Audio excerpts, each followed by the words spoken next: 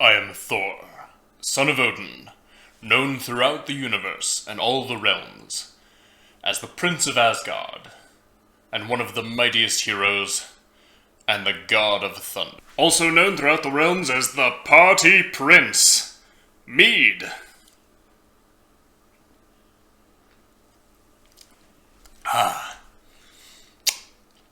Say, why is this mead foamy?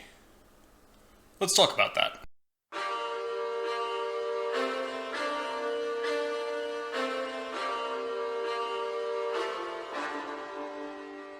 As you may have gathered from the title and the intro, today I'm going to try and recreate the mead from Marvel's What If that Thor drinks. To the eagle-eyed among you, the mead that was shown there has a thick head of foam on it. And if you are a longtime viewer of the channel, and you will have seen some of the sparkling meads that I've made and or tasted on the channel, and I'll go ahead and link one of those up here. You'll know that mead in general does not have a foam head. It just doesn't form one. It lacks, I had the chemical on the top of my head that's responsible for it. I'm gonna put it here in the edit. My bad.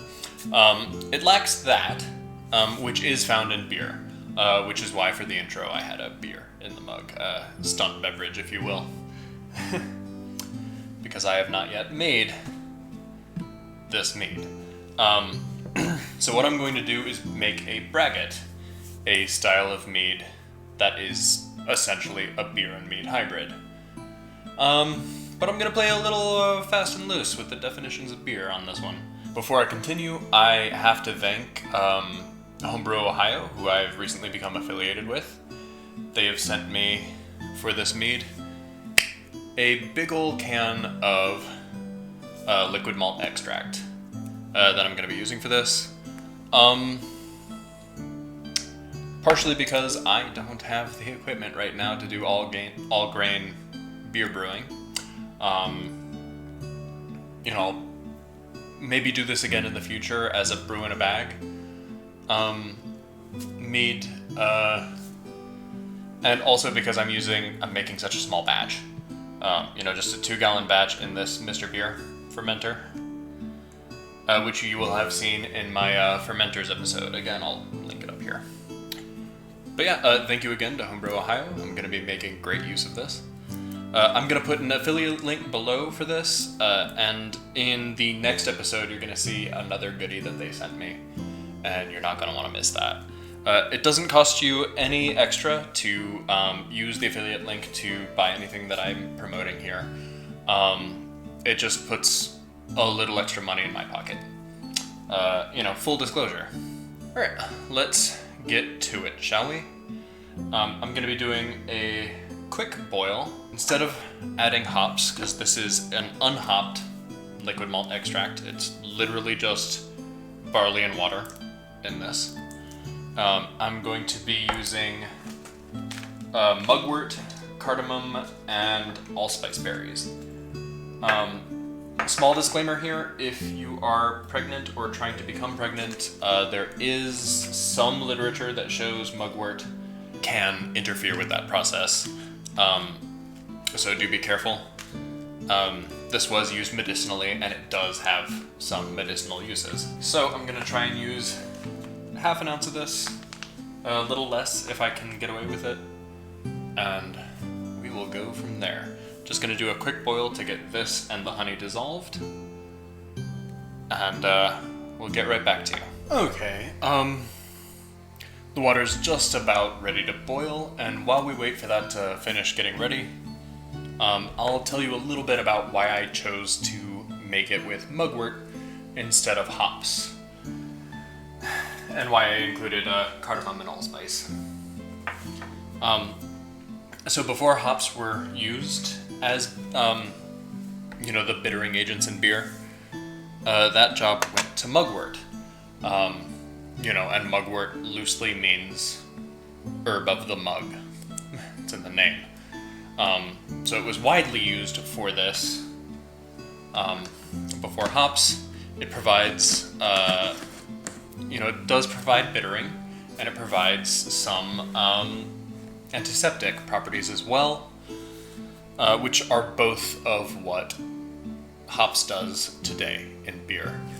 Now I went with cardamom and allspice because I like them. But, it seems to make sense to me that Thor, being a couple thousand years old, would be familiar with beer and mead before the hops revolution. I don't actually know why hops ended up taking over for mugwort and other herbs. It might have been popularity, it might have been ease of growing, it might have been that hops are just better at providing, a certain amount of bitterness, providing a predictable amount of bitterness in each beverage. I don't know. It'll be a fun thing to look into as this ferments, but it'll be an interesting bit of research. But in the meantime, that water's boiling. Gonna go ahead and add these, and then in a couple of minutes turn it off to add this, because we're only adding this to mix it in. This is already, taken care of in terms of all of this process. Of course, up until this point, we haven't really had to worry too much about sanitation. This has been sanitized and filled partway with plain water. We want that there for when we introduce the hot water. One, so that this doesn't melt and it doesn't shock or anything like that. Because this is, a PET. I think it's PET. Some plastic based fermenter. Super cheap, easy to get your hands on, available at every thrift store I've been to, just about. And I decided to make a 2-gallon batch this time and break this bad boy out. Alright, I'm gonna get back to this. Just a minute. I'm going for pretty high gravity on this. Using Belgian yeast, which can handle that, and the final gravity will also be pretty high, so this is going to be leaning fairly sweet. I ended up using about 0.4 ounces of mugwort. I forgot to include that earlier. You roughly want to have 1 ounce for a 5-gallon batch. At least that's what the forums online say. We'll see how this goes. I'm gonna try and add about 2.5 pounds of this. According to the can, it's it had said somewhere that 1 pound of this per gallon adds roughly makes 1.035 gravity, and I'm shooting for a total gravity of around 1.1. That's roughly the amount that I ended up wanting. I'll go ahead and get this stirred in. Honestly, feeling a lot of nostalgia with this one. I used to do some all-grain brewing with a couple of buddies of mine in college, and the smell has really taken me back. I don't know if I'd mentioned it, but I used 3 lightly pounded cardamom pods in a mortar and pestle, and 4 allspice berries, also just cracked open in a mortar and pestle. If I do it right, the cardamom and allspice will end up in this, and I'm gonna fish out the mugwort at the end of this process. The mugwort has a really distinct smell, especially mixed in with the malt. On its own, it's pretty herbaceous. It's not as strong on the nose as hops would be. It's a little grassy. It'll be interesting to see what this brings. I'm gonna do this in the sink for safety.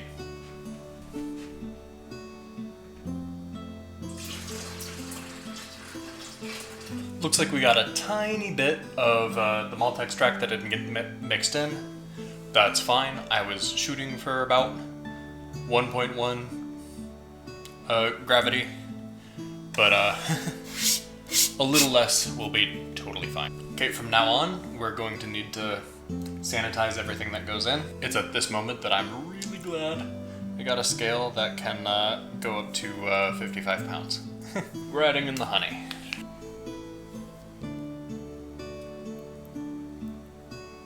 I'm basically going to do this entire container. It's 2.5 pounds of clover honey.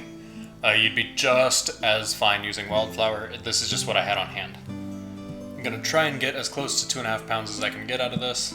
I may add some water to this and shake it out.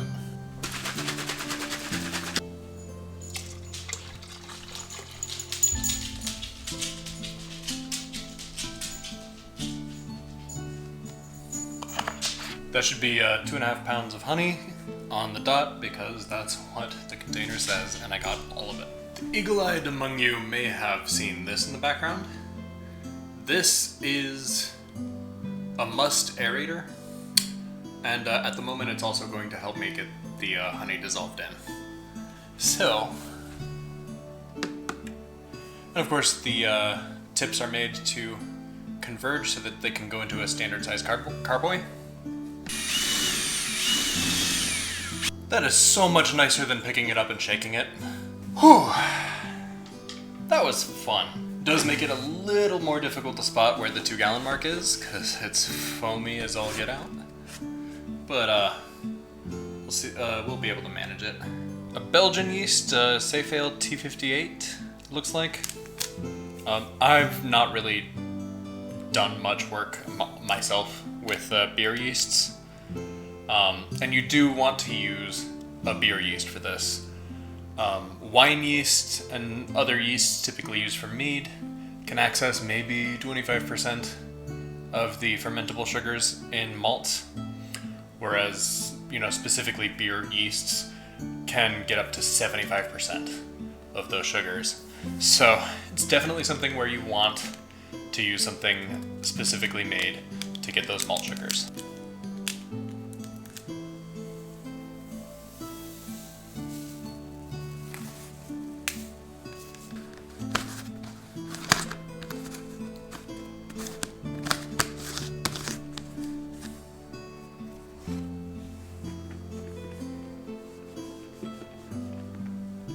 I'm going to add a little bit of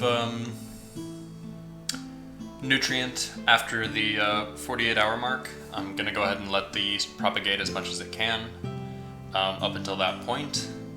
Off-gassing and just disturbing it slightly.